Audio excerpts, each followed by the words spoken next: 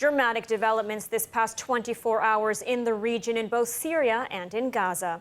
It's day 650 of the war, and ILTV's Shosh Bedrosian was on the ground inside the Gaza Strip, accompanying IDF soldiers for an exclusive look. Let's take a look at her report.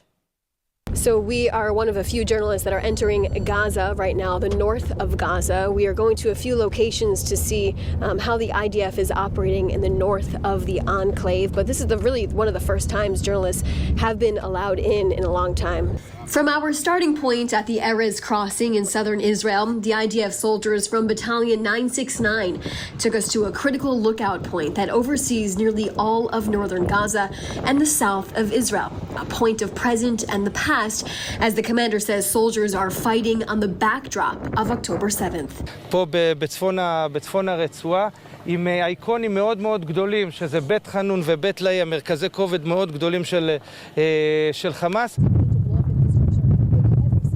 אנחנו רואים את בית חנון, ואם אנחנו מסתכלים מעבר לבית חנון, אנחנו רואים את כפר עזה. אם נלך עוד בהמשך, אנחנו נראה את נחל עוז. זאת אומרת, כל חייל שנמצא בנקודה הזאת יודע על מה הוא מגן, הוא רואה על מה הוא מגן, והוא יודע בפני מה הוא מגן. We know that for the last few days, the IDF has actually been hitting Hamas infrastructure here. Specifically, they located a very large tunnel and also have been fighting a face-to-face combat as well. It was just a few days before we arrived. The IDF says the Givati Brigade found and dismantled Hamas infrastructure in Beit Hanun, just a few kilometers from where we were standing. That includes weapons, tunnel routes, and explosives. זאת אומרת, צריך למצוא אותם, צריך להגיע אליהם, צריך לפוצץ אותם. זה תהליכים שלוקחים זמן, אבל זה משהו שקורה כל לילה אנחנו מגיעים למנהרות. IDF soldiers then took us to the next lookout point, where you can see the entire west of Gaza to the sea. We are currently overlooking Beit Lahia, another neighborhood here in northern Gaza. As you can see, just completely devastated. Some of the soldiers that we spoke with say they are continuing to blow these buildings up, specifically underground locations. That's because they're still finding Hamas infrastructure like tunnels, different weapon caches, and that's what they are targeting here in northern Gaza. How often are terrorists popping up in Beit Lahia or in Beit Hanun? Is it common? Yeah, it is. Yeah, it's quite common on a daily basis.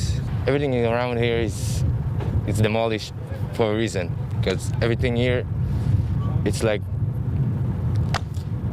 the place. It's where the terrorists hide their weapons, hide everything. The devastation is hard to fathom as you look beyond the two northern cities, but as Hamas continues to hold its own people and Israeli hostages, IDF soldiers here say they aren't going anywhere. לאחר 600 ימי לחימה נמצאים פה בנקודה הזאת ומגנים מתוך השטח העזתי, עמוק בתוך השטח העזתי, בתוך בית לאי ובית חנון, ואנחנו פה כדי להישאר. And joining us now in the studio with more on her exclusive in Gaza is ILTV's Shosh Bedrosian. Shosh, thanks for joining us.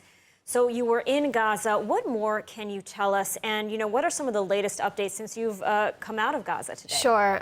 I think today just really painted the picture that there's still ongoing fighting inside of the Gaza Strip. Specifically, I was in the northern part of the Gaza Strip, the enclave, and there were huge blast explosions just from what we were seeing at this lookout point, or one of the locations where the IDF soldiers are located. But actually, right after we left the Gaza Strip, there were 2 rockets that were fired by Hamas into Israel. They were intercepted by the IDF, but sirens did sound in the kibbutzim on the border of Gaza later.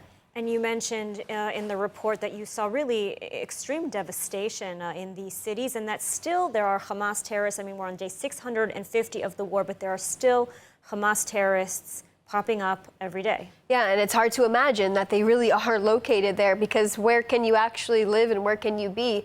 Clearly, these are just terrorists that are, looking to really participate in this war.